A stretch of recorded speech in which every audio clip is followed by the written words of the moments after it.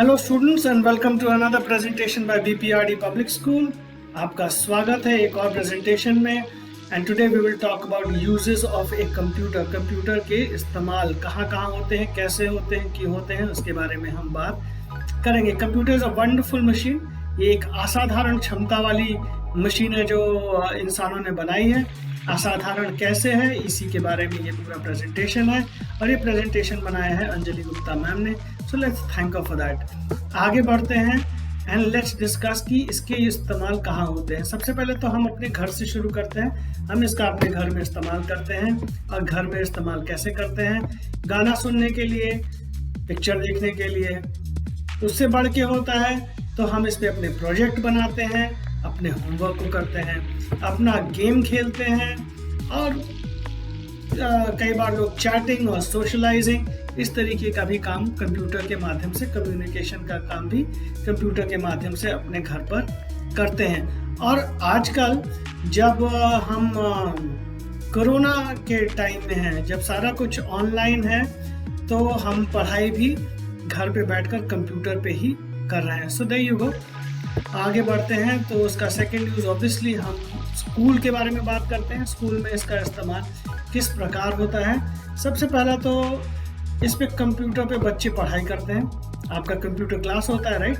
आप वहाँ पे उस पर पढ़ते हैं, सबसे पहला काम। दूसरा काम, स्कूल उस पर अपने अकाउंट्स और आप लोगों का रिकॉर्ड, कौन बच्चा पास हुआ, कौन फेल हुआ, किसने फीस जमा की, किसने नहीं की, उस तरीके के सारे रिपोर्ट्स हम कंप्यूटर में स्टोर करके रखते हैं। ये एक तरीके से क्या करता है कि किसी चीज़ को, आपके ही रिकॉर्ड को अगर हमको खोज के देना हो तो हम कंप्यूटर के माध्यम से तुरंत खोज के दे सकते हैं। और अगर हम कागज़ों में ये रखें तो बहुत बड़े बड़े बोरे बस्ते खोल के फिर उसमें से निकाल के खोजना, और ये बहुत बड़ा जो दिक्कत था ये कंप्यूटर ने हल किया। और क्या करते हैं टीचर्स? कंप्यूटर का इस्तेमाल करते हैं आपका रिपोर्ट कार्ड बनाने के लिए। सो स्टडी हार्ड, क्योंकि आपका रिपोर्ट कार्ड अच्छा बने।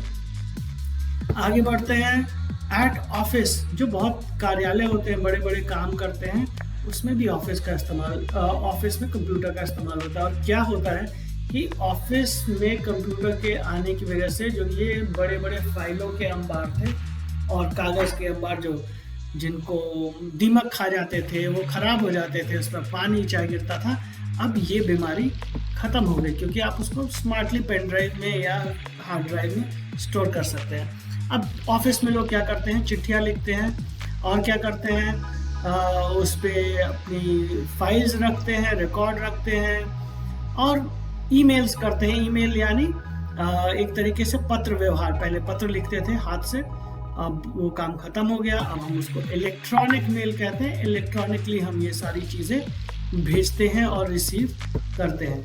सो देयर यू गो। आगे बढ़ते हैं, अगला उपयोग क्या है? अब जब अगले उपयोगों की हम बात करेंगे तो आपको समझ में आएगा कि ये मशीन इतना असाधारण क्यों है। क्योंकि अभी तक आपने जो चीज़ें सुनी वो आप कागज़ के माध्यम से कर सकते थे।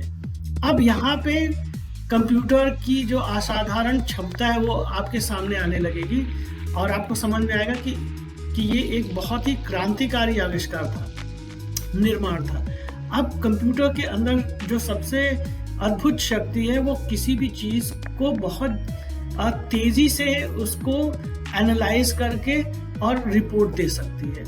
ठीक है, किसी चीज़ को बहुत तेज़ी से समझकर और एक रिपोर्ट प्रस्तुत कर सकता है। तो ये जो आज के समय में जो क्रांतिकारी चीज़ें हैं, जैसे MRI, CT स्कैन और तमाम तरीके के कैंसर के जांच, दिमागी जांच, ये पहले संभव नहीं थे। क्यों? क्योंकि कंप्यूटर का आविष्कार नहीं हुआ था। आज के समय में हम इन सारी चीज़ों को कंप्यूटर के माध्यम से बहुत ही तेज़ गति से और बहुत ही एक्यूरेटली, माने बहुत सटीकता के साथ हम रिपोर्ट बना सकते हैं और दे सकते हैं कि किसको कौन सी बीमारी है, कौन किस बीमारी से ग्रसित है और कितना ग्रसित है। तो आप समझ सकते हैं कितनी क्रांतिकारी बात है। और बल्कि इसकी अगर तुलना की जाए तो आदमी आज के समय में ये कहता है कि अगर मानव सभ्यता की हम बात करें तो हम उसको दो कालखंडों में, दो टाइम में बांट सकते हैं। एक कंप्यूटर से पहले का काल और एक कंप्यूटर के बाद का काल। तो कंप्यूटर का उपयोग आप जहाँ देखेंगे वहाँ है। बड़ी से बड़ी जगहों में अगर आज काम हो रहा है, स्पेस टेक्नोलॉजी, फार्मास्यूटिकल्स, तो ये केवल कंप्यूटर की वजह से ही संभव है। और इसका इस्तेमाल कहाँ होता है? एयरपोर्ट्स, रेलवे स्टेशन, माने ऐसी जगहों पर जहाँ पे बहुत बड़े पैमाने पे लोग इकट्ठा होते हैं, आते हैं, जाते हैं और उनको व्यवस्थित करना पड़ता है।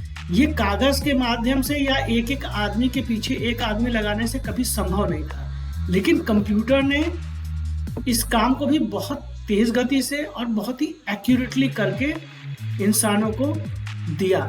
जैसे आप सबसे ऊपर देख सकते हैं, वो एक कंट्रोल सेंटर है एयरपोर्ट का, और यहाँ पे बैठे हुए लोग क्या कर रहे हैं? वो कंप्यूटर के माध्यम से ये तय कर रहे हैं कि एयरपोर्ट में कब कौन सा प्लेन लैंड होगा और कब टेक ऑफ होगा। अगर ये व्यवस्था कंप्यूटर की नहीं होती तो कभी भी कोई एरोप्लेन कोई लैंड करने वाला तब तक एक दूसरा टेक ऑफ करने के लिए आ जाता और दोनों में लड़ने की संभावना होती। तो ये इतना बड़ा कैलकुलेशन, इतना बड़ा रिकॉर्ड रखना कि कब प्लेन कहाँ है, कब वो आएगा, कब किसको लैंड करना चाहिए, ये कैलकुलेशन बहुत ही तेज़ी गति से और बहुत ही एक्यूरेटली कंप्यूटर हमें करके देता है। इसी तरीके से चेक इन का इन्फॉर्मेशन, कौन सी ट्रेन आने वाली है, जाने वाली है, इस तमाम तरीके की चीज़। तीसरा जो फोटो आप देख रहे हैं सबसे नीचे, वो है कि बड़े पैमाने पर सुरक्षा की व्यवस्था। आज के ज़माने में खतरा बहुत है, तो क्या करता है कंप्यूटर की ये आपका जो सर्वेलेंस है वो करता है।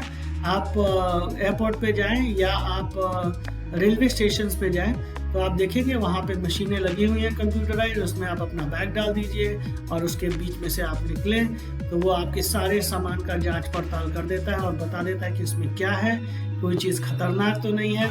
तो एक तरीके से ये हमारी सुरक्षा और हमारे लिए एक बहुत ही उपयोगी व्यवस्था है। इसकी कई इस्तेमाल हैं, ये तो केवल कुछ हैं।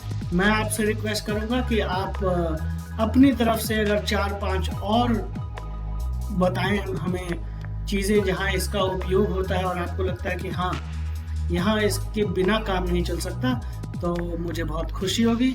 सो I hope you enjoyed the class. Thank you very much.